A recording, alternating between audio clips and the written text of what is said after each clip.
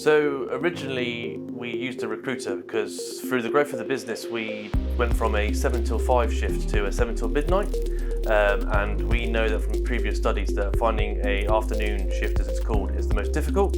So we thought reaching out to a recruiter would give us the broadest range of the candidates available here in the Coventry area and be able to kind of streamline and kind of potentially do the job for us in bringing them to us rather than us have to go looking for them.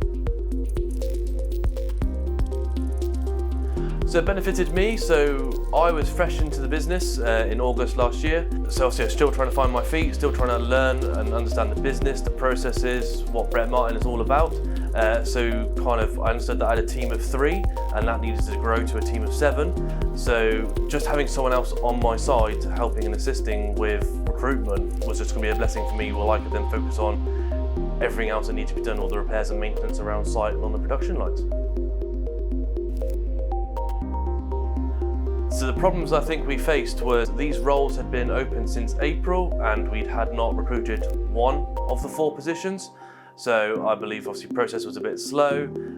We had the afternoon shift, obviously that was all up, set and running. So we had the production cells screaming at us because things were starting to happen that I saw, and me and my colleague Tom were getting a bit fed up as we were getting phone calls once a week going, this is broken, and then trying to teach operators over the phone how to fix stuff just was getting a bit tiring and a bit long in the tooth for me and Tom. So we had several recruiters on this, and yes, we kind of knew that if Matt phoned us up, he had a strong candidate and it's definitely worth an interview. Almost didn't really have to look at the CV, whereas the others we had to skim through, generally feedback and require more information because the CVs were a bit blank or just missing parts.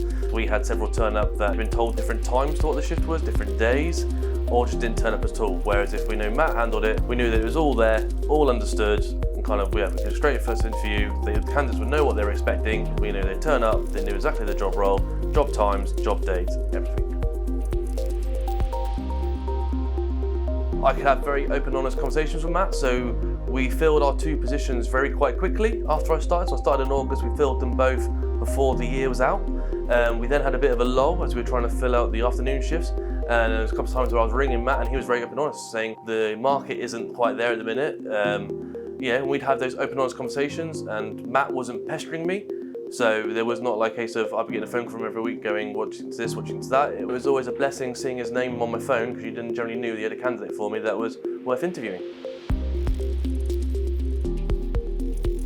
I think the ease of use, so we had 4 roles, required a 5th, so needed another role for filling, and Matt stepped up to the plate then and was just like, yes, we can do that for you. And we've got an excellent candidate now who is well liked and miles are better than the previous person in position. Yes, during my time in recruiting these 4 roles, we had constant job advert updates, make sure to see what had changed, see what's new, see if there's any changes in the business because we're always growing, see if there's anything new that needs to be added into that job profile, anything taken away, and just kind of trying to put in that growth that is coming to entice candidates. So this is my first time using recruitment agencies as a means of recruiting into positions. Sterling Warrington understood the role. Matt would always phone me rather than email over just a candidate straight through. So it's always nice to have that personal touch to know something is coming your way. And I said any candidate we got through, we kind of didn't have to really read the CV. You knew that it'd be suitable and applicable and definitely worth getting in for an interview. Always professional, always knew the details of the job. There was no confusion. Matt seemed to spend the time with them for them to understand the role and where we're going, and any candidate that we showed around didn't seem surprised by what they saw, either in first stage in our main production line or in the second stage interview in the other core elements of our business. For additional support and services, it was I guess a question of just ringing up and seeing. So we had our facilities gentleman retire.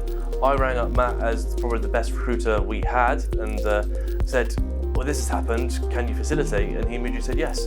We thought it'd be a long out process, but within 2-3 weeks, we had our new candidate who is, like I said, doing way better than the previous one ever was and is kind of changing site for the better. I would recommend Sterling Warrington to other peers and businesses. So I kind of already have done that with the technical team, so they have your details in case anything is needed. Matt was consummate professional, giving it the personal touch, wasn't bombarded with communication, was the right amount after each interview, after interview stage, and yeah, no qualms in recommending to other businesses.